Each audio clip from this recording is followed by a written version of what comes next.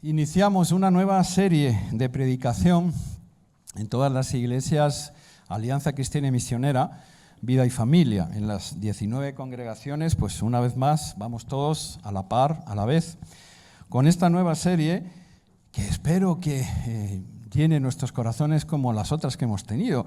Esta se llama Más allá de las sombras. Qué nombre, ¿no? Así un poquito enigmático. Ahora hablaremos de esto de la sombra, que por cierto ahora en verano apetece, ¿no? Ahora hablaremos un poco de qué significa eso. Y esta serie está basada en el libro de Hebreos. Bueno, este es un libro que a veces creo yo que nosotros los cristianos no visitamos mucho, pero en esta serie sí que lo vamos a ir un poquito ahí escudriñando, ¿no? Entonces, desde el principio, antes de que leamos la palabra y oremos, tenemos que tener en cuenta algo que creo que sabemos todos, pero que es bueno que se nos recuerde. Toda la palabra de Dios, toda, desde el Antiguo Testamento al Nuevo Testamento, muestra, dirige, anuncia, proclama al Mesías, a Jesucristo. Jesucristo es la verdad central en toda la palabra de Dios. Podemos hacernos eco de la palabra de Jesús. No penséis que he venido para abrogar o anular la ley o a los profetas. No he venido para anular, sino para cumplirla. Todo eso tiene su cumplimiento en nuestro Señor Jesucristo. Y es pertinente empezar así, porque es un poco de lo que vamos a hablar. Miren, a donde quiero llegar es que cuando abrimos las páginas del Antiguo Testamento, pues nos encontramos con una rica variedad de figuras, ritos, personajes y hasta objetos sagrados, como el tabernáculo, el arca del pacto, los sacrificios, los sacerdotes, el maná, el cordero pascual, muchas cosas que vemos con las que estamos familiarizados, que tienen significado en sí mismo y un significado profundo, pero que no son el objetivo final. Hay algo más allá detrás de todas esas cosas. No son el fin en sí mismo, y de eso es de lo que vamos a hablar en esta serie. Hebreos muestra y revela que todas esas cosas eran sombras, proyecciones que apuntaban a una realidad mayor, Jesucristo. Jesucristo. Es lo que vamos a ir viendo, espero, en esta serie, ¿no? Vamos a ir explorando cómo detrás de todas esas sombras del Antiguo Testamento está Jesús. Y oigan, eso tiene que transformar, de hecho lo ha hecho, nuestra fe y nuestra forma de alabanza y de adoración. Y en el tema que hoy nos ocupa, pues lo hemos llamado así, un sacerdote como ninguno, Jesús, nuestro intercesor eterno. Te ruego que te pongas en pie, vamos a leer la palabra para entrar ya al detalle del mensaje. Tenemos esta costumbre, recuerdan, leer la palabra del Señor, puestos en pie como una muestra de reverencia a Él. Vamos a abrir el libro de Hebreos por el capítulo 4, los versículos que van del 14 al 16. Hebreos 4, 14, 16. Dice así: por tanto, teniendo un gran sumo sacerdote que traspasó los cielos, Jesús, el Hijo de Dios, retengamos nuestra profesión, porque no tenemos un sumo sacerdote que no pueda compadecerse de nuestras debilidades, sino uno que fue tentado en todo, según nuestra semejanza, pero sin pecado. Acerquémonos, pues, confiadamente al trono de la gracia para alcanzar misericordia y hallar gracia para el oportuno socorro.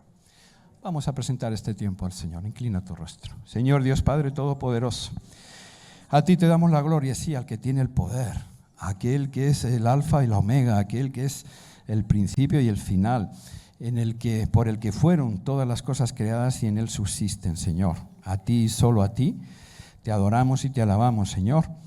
Te damos las gracias por esta mañana, por poder estar en esta tu iglesia, Padre Santo. Y, Señor, por sobre todas las cosas ahora mismo pedimos tu presencia manifiesta aquí, Señor. Que tú te entrones en este, Señor, que es tu pueblo, en esta que es tu iglesia. Que podamos oírte, que podamos verte, que podamos sentirte, mi Señor. Que tu Espíritu Santo, Señor, se mueva aquí entre nosotros y que toque nuestros corazones, Señor. Que, Padre, tú nos traigas exhortación, nos traigas misericordia, nos traigas perdón, nos traigas confrontación, lo que tú quieras, Señor, porque tú sabes mejor que nosotros lo que nos conviene a cada uno. Pero glorifícate aquí, Señor. Esa es nuestra petición. Gracias, Padre, en el nombre de Cristo Jesús. Amén. Siéntate, por favor. Bueno, qué serie, ¿no? Más allá de las sombras. Yo preparé un pequeño PowerPoint, ¿me podéis poner la primera? Espero que nos ayuden estas ilustraciones a aclarar un poco algunos de estos conceptos, ¿no? Verano, todos estamos sufriendo las penalidades de este sol, ¿no? Ustedes saben que cuando el sol nos da de frente, ¿qué pasa con nuestra sombra? Pues que se proyecta hacia atrás, ¿no es verdad? Cuando tenemos el sol de frente, nuestra sombra pues va hacia atrás. Y es de eso un poquito de lo que vamos a empezar hablando. Miren, cuando yo me convertí ya hace algunos años atrás, yo no sabía ni por dónde empezar a leer la Biblia, no la había leído nunca. Entonces andaba bien perdido ahí con la Biblia y ¿qué hago? ¿Por dónde empiezo? Y le pregunté a mi pastor, y mi pastor me dio un consejo, que luego yo he ido dando a otros también, porque me fue muy bien con ese consejo. Él me dijo, mira, lo mejor es que comiences leyendo la Biblia un poquito por el medio, no por delante ni por detrás, ni por Génesis, ni por Apocalipsis, sino por el medio. Empieza leyendo los evangelios, me dijo. ¿Y eso por qué? Yo le pregunté. Y él me dijo, porque al final, como el sol, cuando nos da de frente, ya saben, la sombra va para atrás, pero el sol se va moviendo, ¿no es verdad? Y entonces a veces nuestra sombra se proyecta también hacia adelante. Y de alguna manera él lo que me explicó y me dijo, todo el Antiguo Testamento es una sombra, una proyección que va hablando y que va mostrando el más grande, el que habría de venir, que es Jesucristo.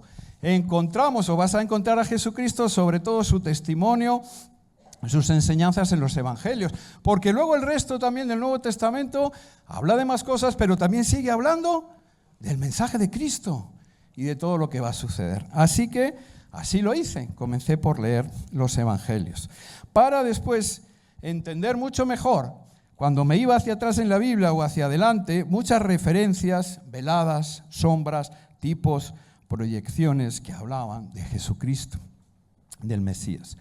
Un ejemplo, si leemos primero el Evangelio de Lucas, que se escribió 70 años después de Cristo, más o menos, ahí encontraremos que Jesús nació de una joven virgen, por obra y gracia del Espíritu Santo, en un establo, porque no había lugar para ellos en el mesón, y en la ciudad de Belén, porque por un edicto del César de aquel tiempo tuvieron que ir allá a empadronarse. Entenderemos entonces mucho mejor cuando regresemos al Antiguo Testamento, al libro de Isaías, por ejemplo, 700 años antes de Cristo, donde se profetiza que la Virgen concebirá y dará a luz a un hijo. ¿Qué virgen? ¿Qué hijo? Bueno, es una sombra de lo que ya hemos leído y lo que ha pasado en los evangelios. O Isaías 53, donde se habla de el siervo sufriente, el varón de dolores, experimentado en quebranto. Y si venimos de los evangelios, sabemos perfectamente quién es ese varón de dolores, quién cargó con todos nuestros pecados y quién pasó por ese calvario tan terrible de la cruz. Así que, como iniciamos en el Antiguo Testamento, vamos a encontrar eso, muchas figuras, ritos, personajes, objetos sagrados que predican aspectos de la vida, ministerio y sacrificio de Jesucristo. Si quieres otro ejemplo, pues todos ustedes recordarán ese momento tan difícil en que Dios le pide a Abraham que sacrifique en holocausto al hijo de la promesa, a Isaac, a su único hijo.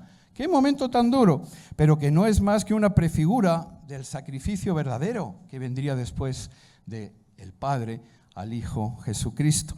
¿Recuerdan las palabras de Isaac cuando ya estaba casi todo listo para el sacrificio? Padre, tenemos leña y fuego, pero ¿dónde está el cordero? Y la respuesta de Abraham, Dios proveerá el cordero para el sacrificio. Y esto pasó. Muchos años después, fue Dios el que proveyó el cordero santo para el sacrificio definitivo. Proveyó a Jesucristo, que se entregó por nosotros, por ti y por mí. Sombras, figuras. Aunque claro, la sombra nunca es más importante que la persona que la proyecta. Así que el antiguo pacto, con toda su gloria, preparaba el camino, el cumplimiento definitivo en Cristo Jesús. Una vez más, eso es lo que hemos venido adorando y cantando. Toda la palabra, toda la Biblia es cristocéntrica. Enfatiza a Jesús como el centro y el objetivo principal de todas las Escrituras. Y eso es lo que espero en esta serie que vayamos viendo, cada página de Hebreos, que nos va invitando a levantar la mirada más allá del símbolo o de lo que nos está hablando, para ver más lejos, para ver más allá y de esa manera identificar y ver a aquel en quien todas las promesas encuentran su cumplimiento.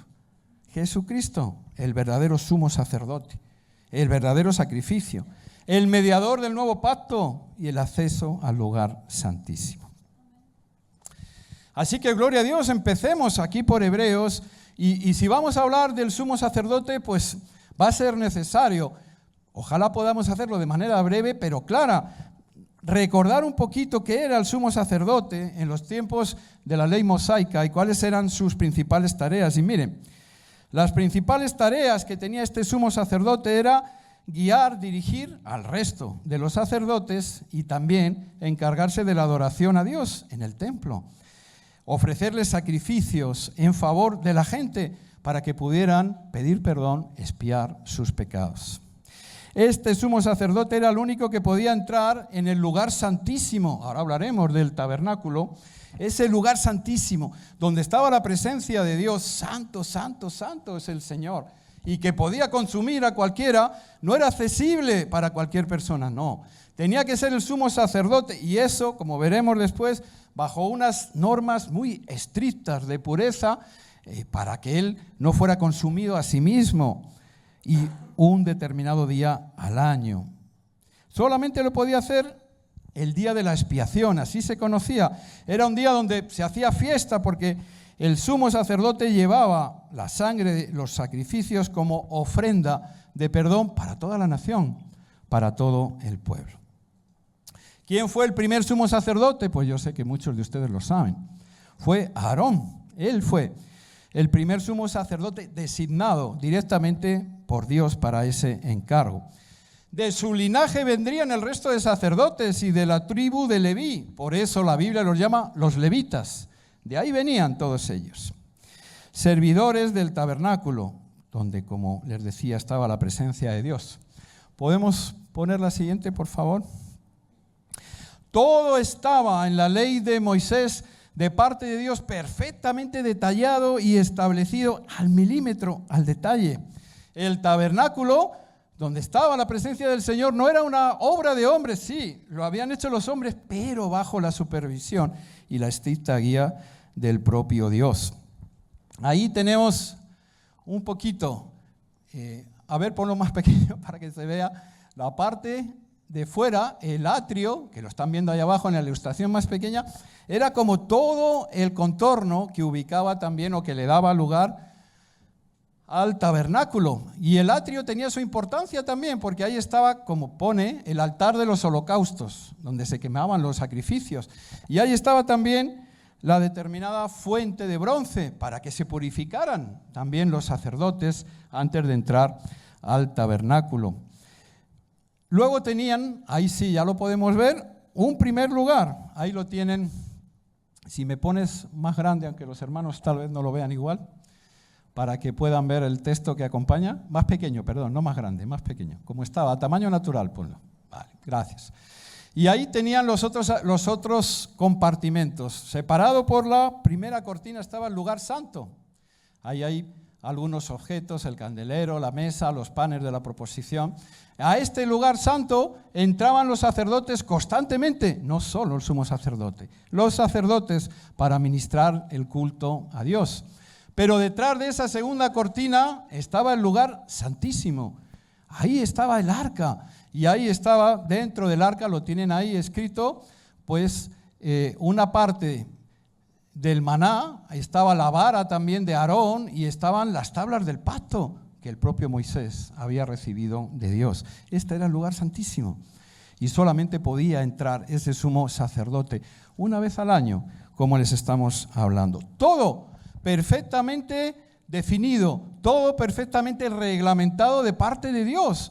Ni siquiera el sumo sacerdote podía entrar de cualquier manera, tenía que entrar con determinadas vestimentas y también en función del tipo de ofrenda que iba a ofrecer a Dios. Todo estaba perfectamente especificado porque no era cualquier cosa.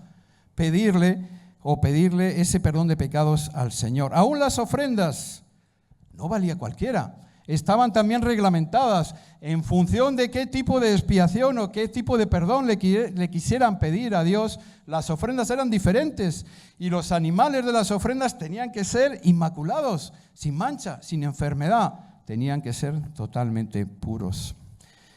No era el acceso del hombre a la presencia de Dios cualquier cosa. Estaba sumamente restringido y se necesitaba a los sumos sacerdotes como mediadores entre Dios y el perdón de los pecados. Era tan importante la pureza y la santidad y la obediencia a Dios que aún ese sumo sacerdote, cuando entraba al lugar santísimo, tenía que entrar con una cuerda atada a la cintura, porque si no se había purificado bien o si no había observado bien todo el ritual, podía ser él mismo también consumido en ese mismo momento por la santidad y la presencia de Dios. Y él podía morir en ese mismo instante. ¿Y cómo lo iban a sacar si nadie más podía entrar hasta que se nombrara otro nuevo sumo sacerdote? Pues tirando de esa cuerda para recuperar su cadáver. Imagínense.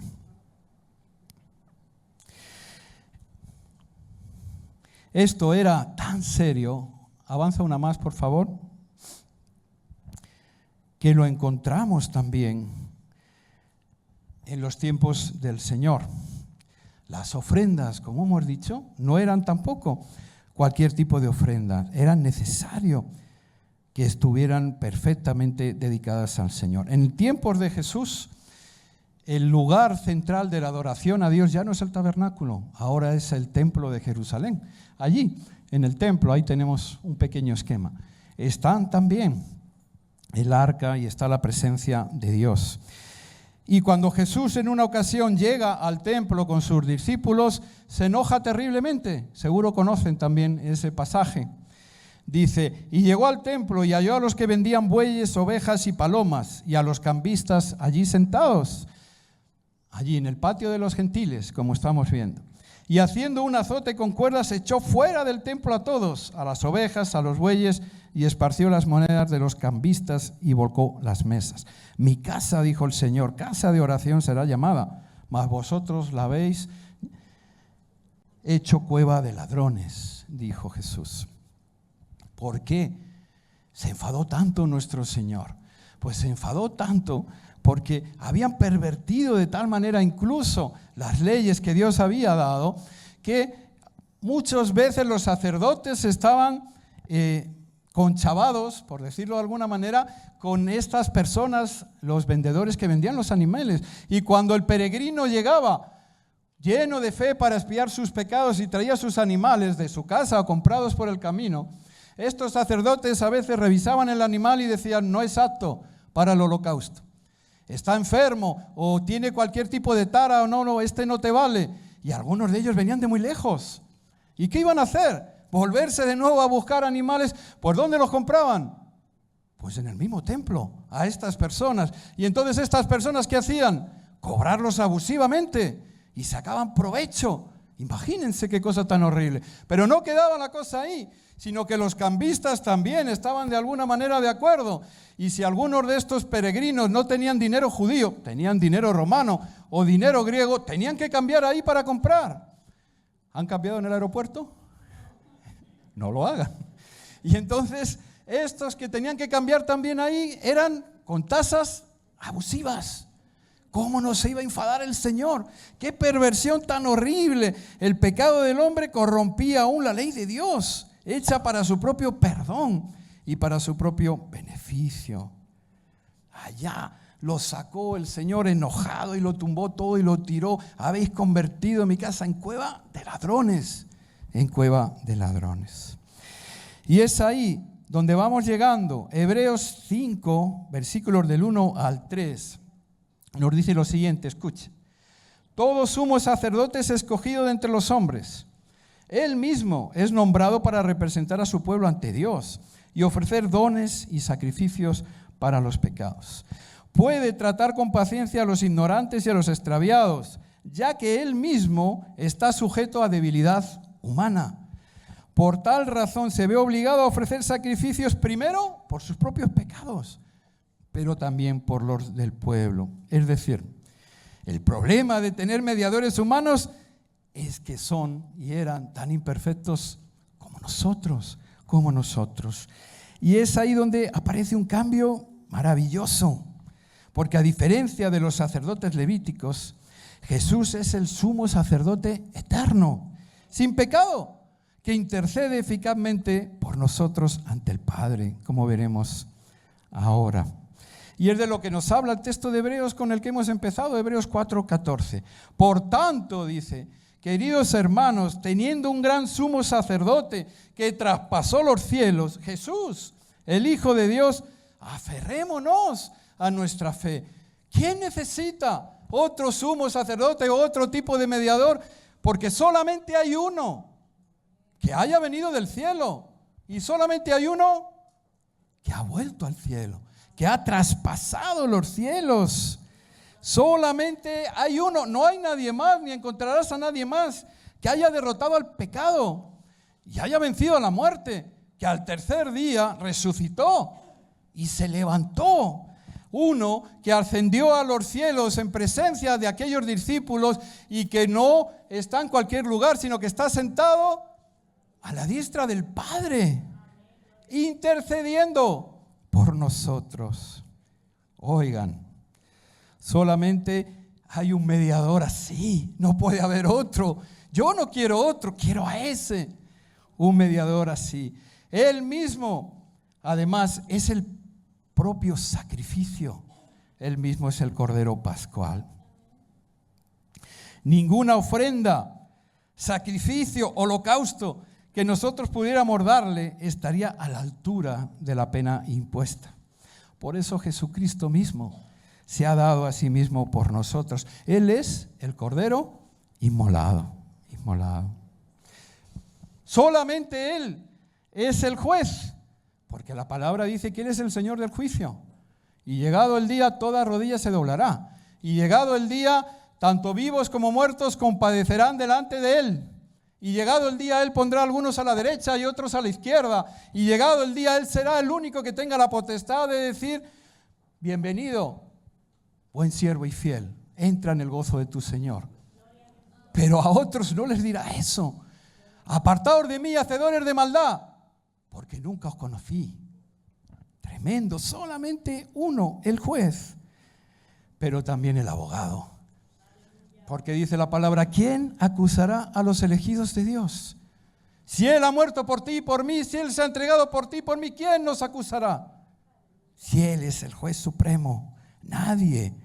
Dice Juan, y esto es hermoso: abogado tenemos para con el Padre, a Jesucristo el justo. Gloria a Dios. Así que una vez más caemos en lo mismo. Jesús es nuestro todo. Él es el principio y el fin de todas las cosas. Hay poder en la sangre de Cristo Jesús. No en la sangre vertida de todos esos animales, eran figuras, eran sombras. Poder verdadero y real en la sangre de Cristo Jesús. Por eso, en esa última Pascua en el aposento alto, cuando se reúne con sus discípulos, Él está haciendo algo tremendo también, muy importante. Es la última Pascua judía, está terminando el antiguo pacto y comienza el nuevo pacto. Es un nuevo tiempo y Él está estableciendo la cena del Señor. Y ahí les dice, mientras comen, parte el pan, lo bendice y lo da a sus discípulos: tomad, comed, esto es mi cuerpo. Y después toma la copa y dice: y habiendo dado gracias, les dio a beber a todos y les dijo: porque esta es mi sangre del nuevo pacto, que por muchos es derramada para remisión de los pecados. Este es el Cordero inmolado. Este es el sumo sacerdote. No hay otro como Él, ni lo habrá. Todo el sacerdocio del Antiguo Testamento se convierte así en una sombra, en una proyección del ministerio celestial de nuestro Señor. Ministerio que todavía está ejerciéndose, porque seguimos en el nuevo pacto de la gracia y la misericordia de Dios. Mientras el día de la expiación de los pecados para todo el pueblo debía realizarse anualmente, el mismo día, el 10º día del 7º mes, así ordenaba la ley judía. Mientras había de repetirse año tras año, pues Jesucristo ha muerto en la cruz del Calvario.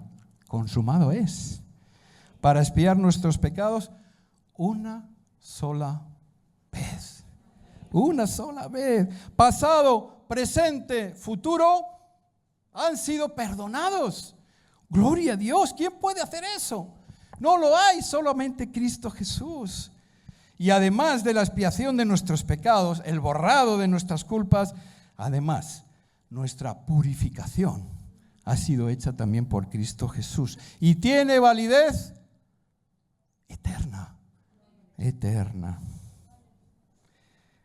¿Quién como Cristo Jesús? No lo hay. No lo hay. Eso es lo que continúa hablándonos Hebreos 4, 14, versículo 5. No tenemos un sumo sacerdote que no pueda compadecerse de nuestras debilidades, sino que fue tentado en todo, según nuestra semejanza, pero sin pecado. Miren, ¿quién como Cristo Jesús? No hay ningún otro como Él, porque no ejerció su sacerdocio santo desde la majestuosidad de un palacio, sino que se humilló y tomó forma de siervo y se hizo semejante a nosotros. No usó su posición de liderazgo para que otros le sirvieran, sino que nos dio ejemplo del verdadero sacerdocio, lavando los pies a sus discípulos y recordándonos que Él no había venido para ser servido, sino a servir y a dar su vida en rescate por muchos. No se mantuvo alejado de los pecadores y los necesitados para no contaminarse, todo lo contrario. Él dijo, los sanos no tienen necesidad de médico, sino los enfermos. Yo para esto he venido, a llamar a los pecadores al arrepentimiento. Gloria a Dios, gloria a Dios. Desde el principio de su ministerio público, ahí, cuando abrió el libro de Isaías, Él manifestó claramente cómo sería su sacerdocio santo para con todos nosotros. El Espíritu del Señor está sobre mí, por cuanto me ha ungido para dar buenas nuevas a los pobres. Me ha enviado a sanar a los quebrantados de corazón, a pregonar libertad a los cautivos y vista a los ciegos, a poner en libertad a los oprimidos, a predicar el año agradable del Señor. Él ha hecho todo eso. Estamos en ese nuevo pacto, en el año agradable del Señor, porque Él ha pagado por todos nosotros. Así que cómo no anhelar y desear tener un sumo sacerdote como este, Jesucristo, que nos ama de tal manera que nos cuida y protege del enemigo, que no acusa, sino que defiende, que no mata, sino que trae vida abundante y plena, que no avergüenza, sino que afirma, que no nos abandona, sino que nos lleva con Él. Gloria a ti, Padre. Gloria a Dios. Gloria a Dios. Ojalá pudiéramos llegar a entender, como ahora alababa y cantaba Lucho y el grupo de alabanza, el ancho y la profundidad del amor de Dios. Ojalá pudiéramos llegar a entender todas estas cosas. ¿Para qué? Para valorar plenamente la suprema importancia y la trascendencia de que Jesús se haya constituido por pleno derecho en nuestro sumo sacerdote. Quisiera, con todo el respeto, porque no quiero ofender a nadie, no busco eso, pero quisiera contar un testimonio personal. No me gusta mucho hacer esto, pero preparando la predicación, sentía que el Señor me habló al respecto de esto. Con mucho respeto, ya digo, pero que busca de alguna manera, bajo mi propia experiencia, tratar de valorar esto un poquito más. Miren, cuando yo era jovencito, estudié en un colegio católico. En aquel tiempo, porque hace muchos años, no estaba la ESO. Se estudiaba algo que se llamaba EGB, Educación General Básica, así la llamábamos. Tenía 8 años, creo que la ESO ahora tiene 10, tenía 8 años. Yo fui a un colegio católico y allí estudié conocimiento general, pero como era también un colegio católico, teníamos que hacer ciertas cosas relacionadas con esa confesión de fe. Por ejemplo, los viernes ya en los últimos cursos, cuando ya éramos más jovencitos, más hombrecitos, pues los viernes por la tarde estábamos todos obligados a asistir a misa, a la misa católica. Creo que era grados 7º y 8º, los más mayores. Y allí íbamos. Y también a veces En esa misa que nos llevaban un poco obligados, los sacerdotes nos obligaban a confesarnos. Bajo el rito católico, algunos sabrán, hay un confesionario y hay un sacerdote que hace de mediador en ese rito para llevar los pecados a Dios y traer la solución por medio de él. Allí a veces los sacerdotes nos colocaban de mala gana, se pueden imaginar, porque éramos jóvenes y porque la mayoría además íbamos a eso un poco obligados.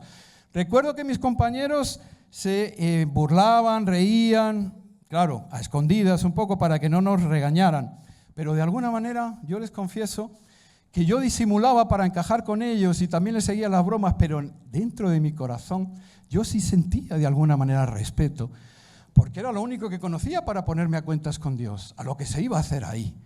Y entonces de alguna manera yo ya iba pensando en aprovechar bien ese tiempo, sentía ese temor de Dios y la necesidad de ponerme a cuentas con Él. Así que me afanaba y me esforzaba para recordar todos aquellos pecados que yo tenía que llevar, porque era el momento, así lo creía en aquel instante, era el momento en el cual de alguna manera ese mediador, ese sacerdote me daba la oportunidad de ponerme a cuentas con Dios. Así que seguía el rito tal cual estaba establecido y cuando empezaba yo parecía una escopeta, soltaba pecados y cosas. Y llegaba un momento que para mí ese tiempo era único, era excepcional, entonces me esforzaba en pensar, ¿y qué más? ¿Me estoy olvidando de algo? Y ahí estaba. Recuerdo que a veces el sacerdote miraba la cola que se estaba haciendo detrás y me daba unos golpecitos, hijo, apúrate, porque hay gente detrás. Y mientras escuchaba, como ahora, las risas de mis compañeros también. Y entonces incluso recuerdo que a veces me acusaba hasta de cosas que no estaba seguro de haber hecho, pero por si acaso. No, hermanos, en serio, yo decía, bueno, más vale en esto por lo menos exceso que no quedarme corto. Y ahí decía. Claro, como consecuencia recibía una penitencia que no vean ustedes, porque en ese rito también antes de la absolución hay una penitencia. Generalmente el sacerdote me daba un montón de oraciones ya preestablecidas, hechas, y un montón de veces para que de alguna manera tuviera esa penitencia. Y luego me administraba lo que ellos llaman la absolución de pecados en nombre de Dios. Bueno, yo salía de allí, les reconozco, en cierta manera aliviado, porque creía en eso. Y pensaba que de alguna manera ahí me estaba poniendo a cuentas con Dios. Y siempre, a la verdad, no siempre he tenido una relación con el Señor, pero sí he tenido ese respeto y reverencia a nuestro Dios. Me ocupaba de mi penitencia, había desarrollado un sistema de recitaje, de oración, en el cual la misma oración la podía, recitar como 10 veces y por tramos, entonces terminaba prontísimo. Antes de llegar a casa toda mi penitencia ya estaba cumplida. Pero cuando llegaba a mi casa mi frustración era terrible, porque por el camino tal vez ya había pecado. Había vuelto a pelearme con mis compañeros o había hecho algo que no estaba mal. Cuando llegaba a encontrarme con mis padres, pues tal vez les estaba mintiendo o engañando. ¿Cómo te ha ido? ¿Tienes alguna suspensa? No, tenía. Entonces me frustraba tremendamente, porque decía, Señor, ¿otra vez? ¿Otra vez comienza el ciclo? ¿Otra vez tengo que afanarme y buscar un mediador?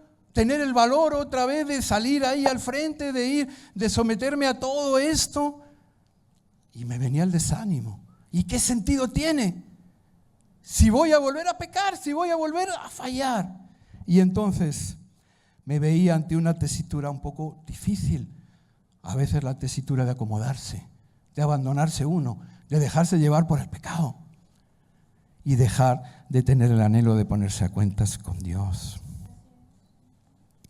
Por eso, querido hermano, querida hermana, por favor, que nadie se ofenda con este testimonio, porque no es mi intención, lo hago con todo el respeto del mundo, pero quiero sacar lo que había en mi corazón. Por eso supuso tantísimo para mí, cuando pude conocer el verdadero evangelio y el plan de salvación de Cristo. Y cuando me di cuenta de que Él había hecho todo lo que yo no podía hacer, ni haría nunca. Cuando Él se entregó por mí.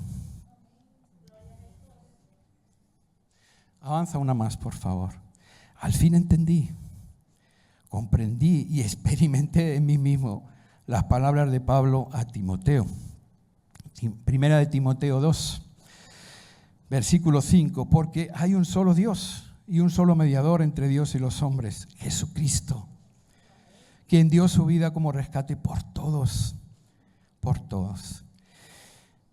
Lo que pretendo decirte es que ahora, como hijos de Dios, habiendo aceptado a Cristo como Señor y Salvador nuestro, teniéndole a Él como sumo sacerdote, ya no necesitamos esperar ni encontrar a ningún otro mediador humano. No hay que esperar días, lugares o ritos establecidos para buscar su perdón. Jesús está a una oración de distancia, y en el lugar donde tú le quieras buscar, porque tal es su humildad, porque tal de hermoso es Él.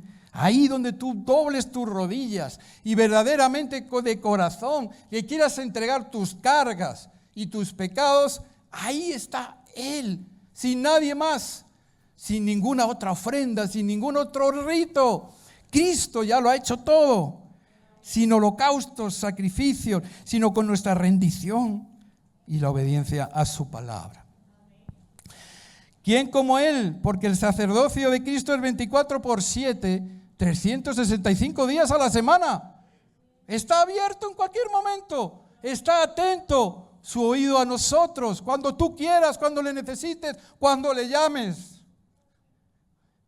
Ojalá entendiéramos el ancho y la profundidad del amor de Dios por nosotros, por nosotros. Siempre está ahí, siendo además, como le dijo también el Señor a Pedro en aquella última Pascua judía cuando le lavó los pies y cuando él se negaba. Le dijo, el que ya ha sido limpiado no tiene necesidad de volver a lavarse. ¿Sabes qué? Todos nuestros pecados ya han sido limpiados, perdonados una sola vez por el sacrificio de Jesús que hizo en nuestro lugar en la cruz del Calvario. Pero también Jesús le añadió a Pedro, excepto los pies, pues ya todo lo demás está limpio.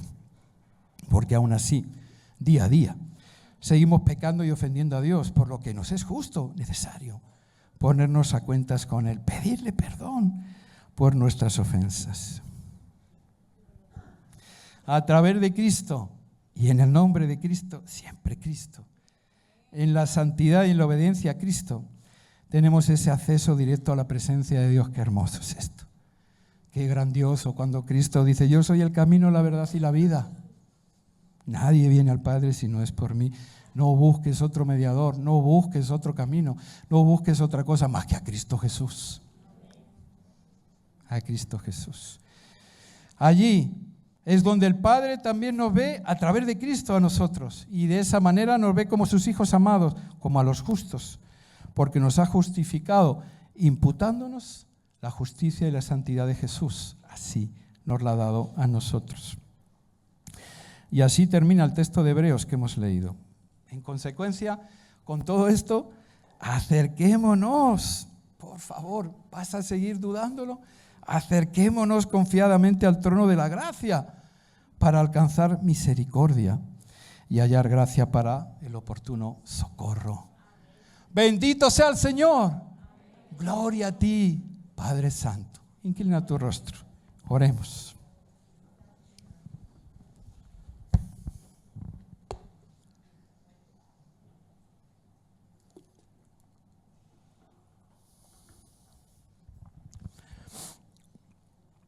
Señor, no sé qué podemos decirte, Padre Santo. Solamente una vez más darte gloria y honra, Señor. Y caer una vez más, Padre Santo, delante de ti. Allí a tus pies inclinarnos, Señor, en reverencia y en gratitud. Dándote, Señor, las gracias, Padre Santo, por un amor tan increíble, Señor, como nadie más ha conocido, Señor, por un amor que efectivamente no podemos llegar a dimensionar en términos humanos, no se puede llegar a medir. Gracias, Señor, gracias por haberte dado por nosotros de esa manera. Gracias, Padre Santo, Señor, porque tú sigues ahí, intercediendo, abogando por nosotros, Señor. Gracias porque no te rindes. Porque aún, Señor, cuando nosotros desfallecemos, cuando caemos, cuando volvemos a ser rebeldes, Padre Santo, Señor, tú sigues amándonos. Tú sigues, Señor, buscándonos. Tú sigues, Señor, atrayéndonos con esas cuerdas de amor invisibles, Señor. Gracias, Padre Santo. Gracias, Señor, porque tú has eliminado la religiosidad de nuestras vidas, Señor. Porque tú eres un Dios verdadero, Señor. No quieres holocaustos ni sacrificios, sino lo que quieres es obediencia, Padre Santo. Obediencia a tu palabra, Señor.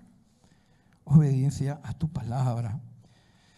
Señor, ayúdanos en esta mañana y en este día a reconocer, Padre Santo, Señor, y sobre todo a valorar todo lo que tú has hecho por nosotros. Como ahora, Señor, antes del mensaje cantábamos, danos de beber el agua, Señor, de poder, el agua que quita la sed, el pan de vida, Señor, tú lo eres todo. Tú lo eres todo. Señor, ayúdanos a confiar en ti. Ayúdanos, Señor, a morir a ti. Ayúdanos, Padre Santo, Señor, a llevar vidas que no te nieguen, Señor, que no te oculten, a llevar vidas, Padre Santo, Señor, que busquen siempre el ponernos a cuentas contigo, sabiendo, Señor, que tú ya sabes, Señor, todas nuestras debilidades, tú ya sabes, Señor, todos nuestros pecados, tú lo sabes todo, Señor, sabiendo, Padre Santo, que tú has pagado por todas esas cosas. Ayúdanos a santificarnos en tu verdad día a día, un poquito más cada vez, Señor. Ayúdanos a acudir a ti rápidamente cuando estemos en necesidad, pero también, Señor, cada día para anhelar más de ti y de tus ropas blancas, Señor. Padre, Señor, hoy oramos pidiéndote perdón. Señor, tú que ves los corazones, tú que lo escuchas todo, tal vez hay personas aquí que te están orando así. Tal vez hay personas, Señor, que de alguna manera tú les has hablado y les has mostrado que tienen necesidad de acudir a ti, al trono de la gracia, al trono del perdón y de la misericordia. Tal vez, Padre Santo, Señor, tú estás susurrando en el corazón de alguno de nosotros, de alguna persona. ¿Tanto tiempo vas a seguir alejándote de mí? Considerándote que no eres válido, considerando que esto que vienes haciendo, que has hecho, no tengo yo poder para limpiarlo y para lavarlo. Ayúdanos, Señor, si hay alguien hoy que verdaderamente, Señor, con el corazón contrito y humillado, se está acercando a ti, porque se ha dado cuenta de que ¿quién va a tener un sumo sacerdote como tú? ¿Quién va a tener un Padre celestial como tú, que todo lo sabe y aún así todo lo perdona, que ha muerto por esa persona y que está dispuesto a entregarnos su Espíritu Santo para que nos ayude a vivir de otra manera, para que nos ayude a estar más cerca de Él? Señor, oramos por todos los que estén orando así. Yo sé que tú estás escuchando. Oramos, Padre Santo, Señor, para que experimenten tu llenura, Señor, y tu hermosura. Oramos, Padre Santo, Señor, para que tú los abraces, que sientan ese abrazo como nadie lo sabe dar, solamente tú. Que sientan esa mirada preciosa, profunda, que dice: tú eres mi hijo, tú eres mi hija, y nada ni nadie podrá separarte de mi amor. Para que sientan eso, Señor. Hoy oramos con ellos, Padre Santo, oramos con ellos, para que tú, Señor, cambies por ese milagro precioso que eres tú. Cambies su pasado, su presente, su futuro, su eternidad. Que así sea, Padre bendito. Y oramos también, Señor, por todos los que ya te conocemos, Señor, por los que nos hemos entregado a ti, pero que tal vez también hoy nos hemos dado cuenta que hace mucho que no nos ponemos a cuentas contigo, Señor. Tal vez alguno de nosotros se ha dado cuenta de que hace tiempo que verdaderamente no busca a su sumo sacerdote. que tal vez hace tiempo que verdaderamente no clava las rodillas y pide perdón porque recuerda nuestros pies se siguen ensuciando a diario y solamente hay uno que tiene el amor, la misericordia y el poder para limpiarlos. Se llama Cristo Jesús y está anhelando hacerlo. Así que no tardemos, hermanos, no tardemos. Vayamos pronto, como termina aquí la palabra, al trono de la gracia para alcanzar misericordia. Bendito eres, Señor. A ti, Señor, y solo a ti sea la gloria y la honra por siempre, Señor, por siempre. En el nombre de Cristo Jesús. Amén.